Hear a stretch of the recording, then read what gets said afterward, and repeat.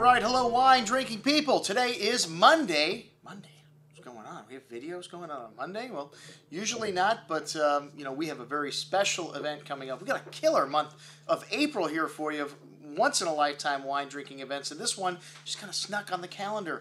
Our good friends from Christopher Cannon Selection called up and said, you know, we have got our good friend Puri, the export director for Vega Sicilia, coming into town. Would you like to do a tasting on Monday night? And you know, Monday night is taco night with the kids at home, and you know, I got to take at least one night off. Sunday, I'm take the day off. We're closed. And Monday, usually I leave work early, but I will stay late on Monday to drink the wines of Vega Sicilia. This is one of Spain's most important wineries, definitely one of the most sought after. When you look at Unico, which is going to celebrate its 100th birthday. That's right, this wine will have been made for 100 years.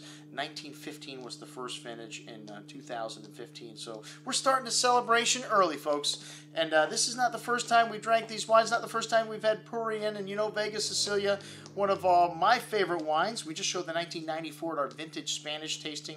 Absolutely fantastic. And the 2000 is the current release.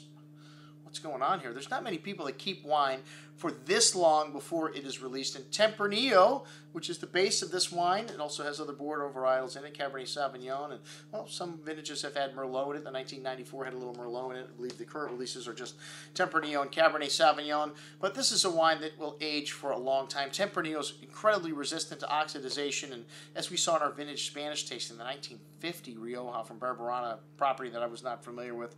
Wine of the night, absolutely fantastic. Well, the 94 Vega still very young on most people's scorecard. So, hey, we're trying the current releases here tonight. That's it. And we've got some wonderful wines in addition to Vega Sicilia from another property that the Álvarez family, their Álvarez family bought the Vega Sicilia in 1982. I think they're the fourth owner of this property, and it's amazing. Every person that has owned this property has had the same goal, to make Spain's greatest wine. So really, they have unfaltered in this goal in the whole entire lifespan of this winery, which is somewhat unique in a property like this. You know, when you have it's not been family owned by the same family. You know, you've had different families own it, and they've all, like I said, carried on the torch.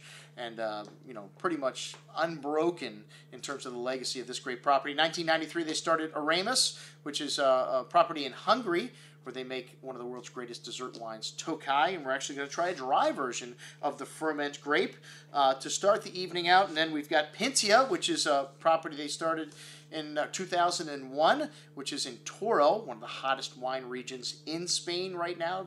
Bodegas Numancia got things started there in 1998, and these guys now making one of the top wines from Toro in this Pintia wine. And it's a wine that you need to keep open for several hours. I can tell you it's better the second day after it's open. We've got Allion, which is a second label, another label that they do in Ribera del Duero, and then the Valbuena, and of course the Unico, the current release, and then a few older vintages of Aramis. Check it out, everything that we're going to be drinking a week from tonight here at the Wine Watch. I'm your host, Andrew Lamposoni, signing off, saying remember, always drink the good stuff first.